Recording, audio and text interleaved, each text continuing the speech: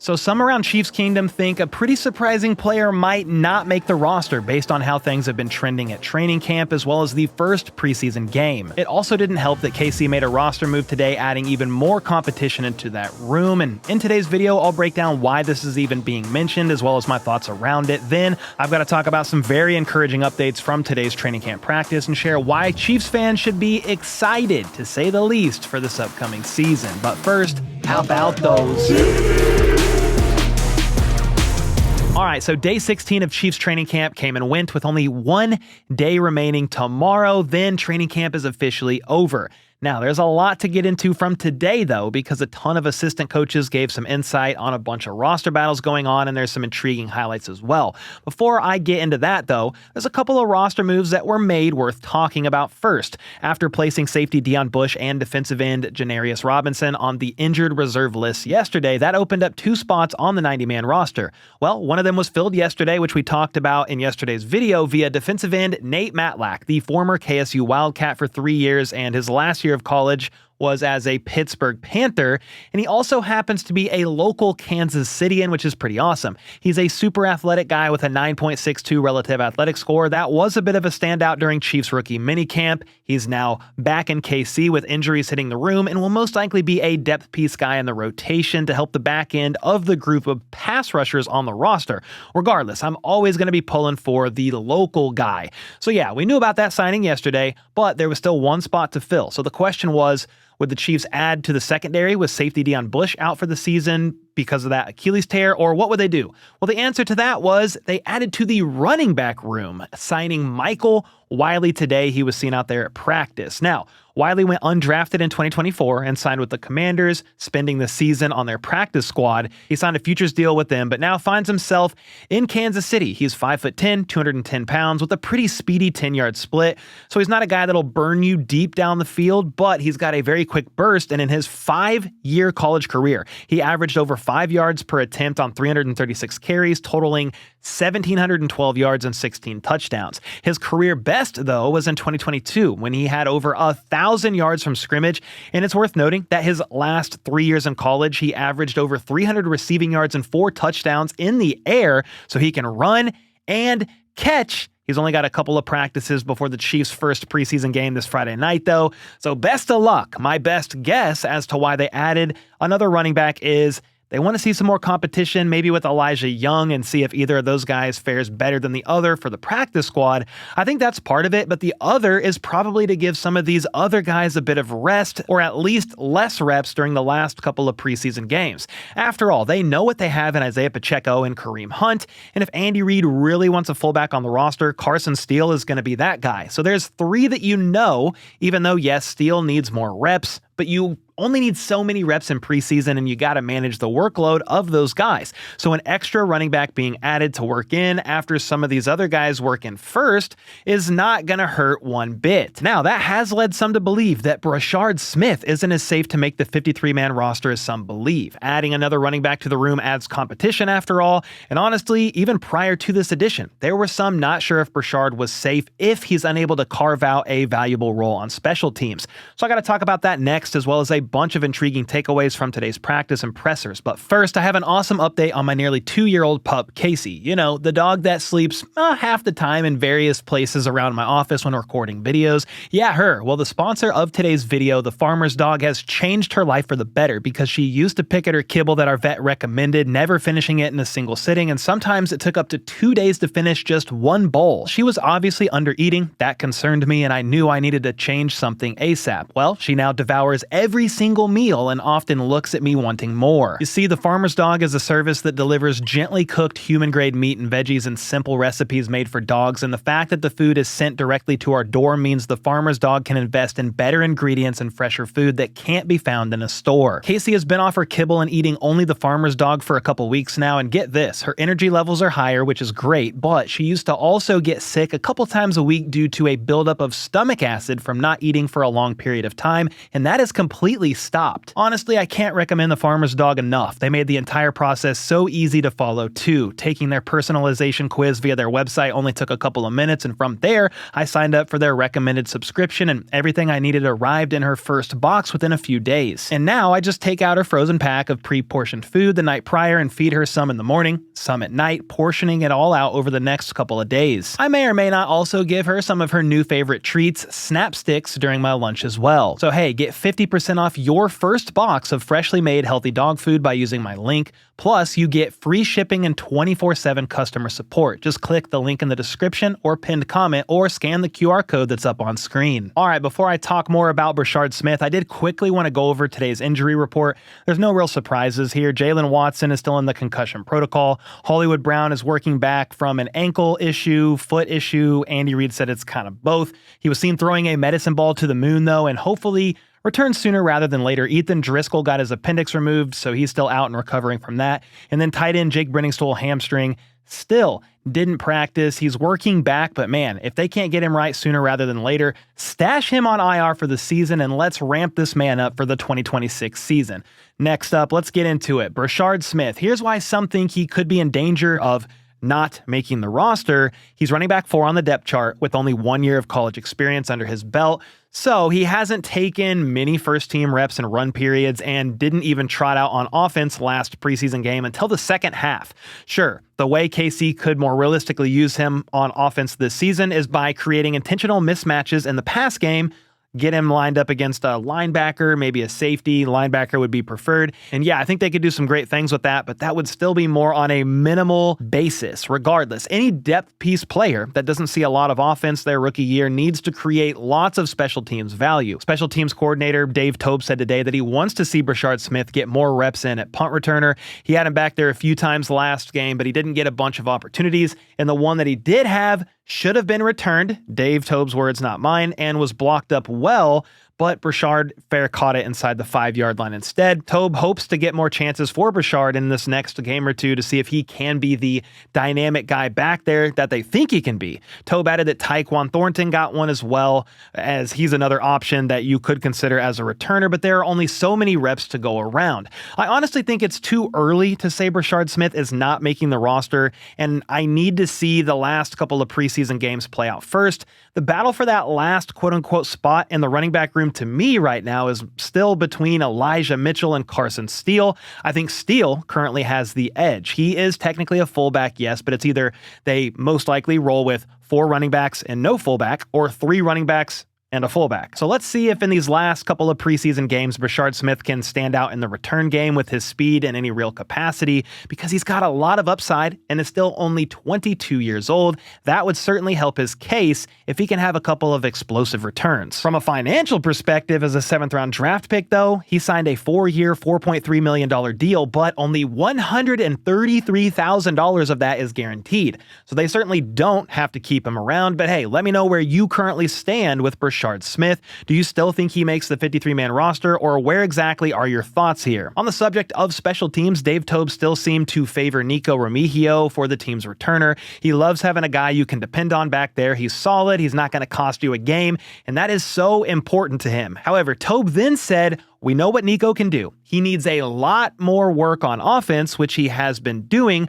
but I honestly thought that quote was pretty interesting here. It wasn't the fact that Nikko needed to do more on offense, but a lot more. I think that's why they are really wanting to see if Brashard or maybe Tyquan Thornton could stand out as a punt returner, because Nikko is more of a use in case of emergency guy on offense more than really anybody else in that room. Wide receiver coach Connor Embry did compliment Nikko's returner skills today, but he also said that he knows every single wide receiver spot on offense. He's been in the system for a few years now, and he would have no problem throwing him in wherever needed as a next man up type of player if somebody ahead of him got injured. But back to Toub. He thought they did well overall on special teams against the Arizona Cardinals. They secured the football, knocked the ball out on the other side on a couple different kickoffs. Butker's getting better on kickoffs based on the new rules. Plus, he easily banged a 58-yarder, and Ariza has clearly improved as a punter since last year as well. Someone that we are hoping improves from last year is second-year lineman Kingsley Suamataia. Offensive line coach Andy Heck spoke to the media today and said he is improving in his overall understanding of reading defenses as a whole from the lens of an interior interior lineman, i.e. a guard as opposed to a tackle, has been a positive. He's been working on it since last year and is happy with his progress at guard so far. Now, Josh Simmons has impressed Andy as well. He's handled everything as a rookie about as well as you could hope, both mentally and physically, adding that Simmons is steadily improving every single day. He's as talented of a player as he's ever been around. He loves the game and wants to be the best. And this is how they know they got a good one in Simmons. And yeah, that is some very high praise from the coach that works directly with Simmons every single day. And then offensive tackle Jalen Moore is a guy that's gotten a little bit of work in at guard. And honestly, he has a great body type to have success there, but they're going to lean on him to help out the tackle positions more than anything else. The training along the interior is more of a bonus for him, as they may need him to work in there down the road. That basically tells me there's not an actual battle at left guard between Jalen Moore and Kingsley Suamataia, but they like their linemen to be as versatile as humanly possible. Versatility is the name of the game for the D-line as well, and defensive line coach Joe Cullen and Spags like to move their guys inside and outside, wherever, whenever, essentially. Their big focus this year, though, is to finish, because they got a lot of QB pressures last season, but didn't finish the job and bring the quarterback down on multiple occasions. Well, something that could help with that is having Charles Omenihu back and healthy, and Cullen seems really glad to have him back out there. He's been working his tail off and is going to be great. Chris Jones is also fully healthy, with Cullen adding that this is one of the best camps he's seen out of Chris Jones. He hasn't missed a rep, from the long drive drill to 1v1s. He's done it all and is physically in incredible shape. I like to hear that a lot. One defensive tackle I was hoping to see more from in his first preseason game at least was Omar Norman-Lott, their second-round pick. Well, Cullen shared that he put on some intentional weight, roughly 10 or so pounds, and they are working him in to be able to rush the passer, yes, but also be a bit more stout against the run. I'm just hoping he continues to improve, and it was the ankle he tweaked earlier on in training camp that affected his usually very quick first step more than any of the weight that he put on. So this Friday evening, Omar Norman-Lott is a guy that I'll definitely be watching. Everybody will also be watching wide receiver 1 in Rashee Rice this Friday night if he plays. Upcoming suspension or not, he's looking incredible out there, and he seems on track to play if the team will let him out there. He honestly looks completely unbothered with that groin tweak that he had last week. He returned to practice yesterday, and there were multiple clips of him yesterday as well as today making plays. He had a great contested catch in the middle of the field, and then on this 1v1 rep here against Nazeeh, look how quickly Rice was able to stop on an absolute dime. That is scary. He also beat Joshua Williams deep on this rep here, but Chris Oladokun underthrew him pretty badly. Wide receiver coach Connor Embry described Rice as a physical force out there. He looks great now that he's back from that knee injury. He turns into a true running back when the ball is in his hands and will help out the offense a lot. Embry is also impressed with how hard Xavier Worthy has worked to improve the quote-unquote weaknesses in his game heading into year 2. His hard work has shown up on the field at camp. He's clearly more than just a straight line guy with speed, and his route tree has improved, saying it's a noticeable difference. Pass game coordinator Joe Blameyer said that Worthy can handle a lot more on his plate in several different ways this year compared to his rookie year, and he even singles out Trent McDuffie in his 1v1s because he wants to go up against the best so that he himself can get better. He had a fun go against McDuffie on this play here and almost came down with the leaping grab. The way he bounced off the ground tells me he's going to feel that one for a bit, but I was also encouraged to see how close Trent McDuffie was able to stay on Worthy in coverage, a rather impressive rep there. Well, we all love a good iron sharpens iron type of battle, and we all love a good wide receiver battle in general.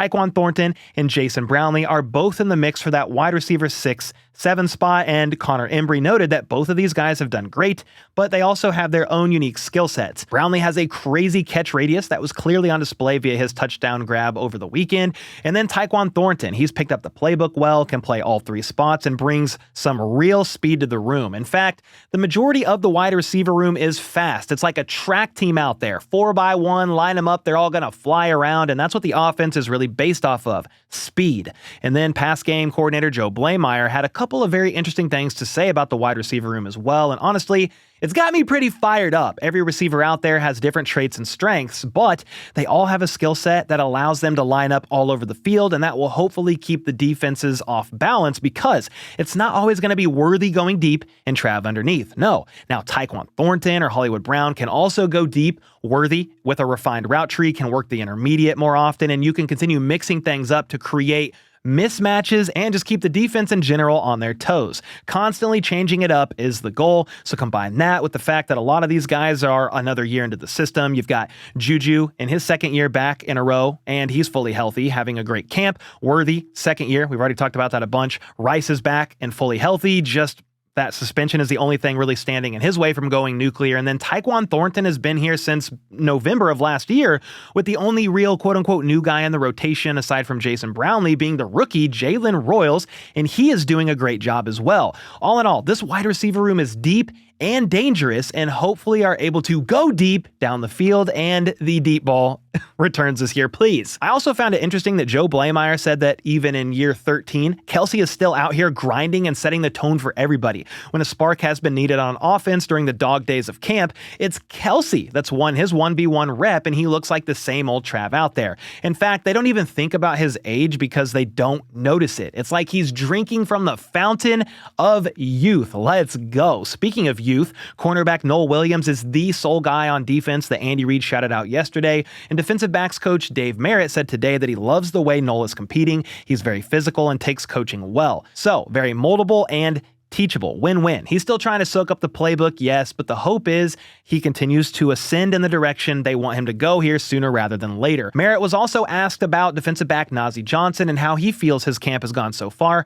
He shared that Nazeeh's going in and rotating with Jalen Watson out, and then obviously with Kristian Fulton being ramped up from the knee injury. He likes that NJ is able to bounce back and attack the next rep even if he gets beat. He's a guy that just keeps working hard. He was baptized as a corner last year after playing safety in college, then missed the year prior with the ACL and mainly played special teams his rookie year. He's got long speed and quickness that they like to see, and the hope is, per Dave Merritt, is that he will continue to get better as time goes on. I know Nazeeh's not a fan favorite, but I shared yesterday, I think he ends up being your cornerback 5, working into the defensive rotation if injuries hit the room and mainly playing special teams. But let's talk about Kristian Fulton, because I think he's going to have a big impact in the secondary this year. He returned from the PUP list last week and could be seen sticky on Jalen Royals in coverage on this 1v1 rep here today. And while Royals did haul that pass in, it's technically a win for him. Fulton does look like he's moving very well and progressing in the rehab on his knee. I like that a lot. Dave Merritt shared that the biggest challenge for Fulton right now is to get his cardio where it needs to be. You cannot simulate the real reps that they're doing at practice and in these preseason games when injured, and so cardio is the first thing that he's really noticed in regards to Fulton. He wanted to tap out today, but they had to push him, getting in play after play after play as they ramp him up and get him ready for the season. So all in all, I was very encouraged about a bunch of players from today's pressers, even Mahomes, who is a veteran QB1. He knows how to communicate with the veterans in the wide receiver room or the new guys and just relay his expectations to them in a way that they can understand. And I really do think with the line getting better, the wide receiver room very deep, the running back room we will see, but Travis Kelce then drinking from the fountain of youth, that this offense is truly going to be dangerous this season. Obviously, if health holds up and goes in their favor this year, which it clearly did not last year. But let me know your thoughts on how you are feeling about the team as they are gearing up for their second preseason game, which is very late this Friday night. The starters are going to get a couple of series, so it's definitely going to be worth watching. But let me know your thoughts on all this in the comments down below. And until next time, let's go. Let's freaking go. How about those?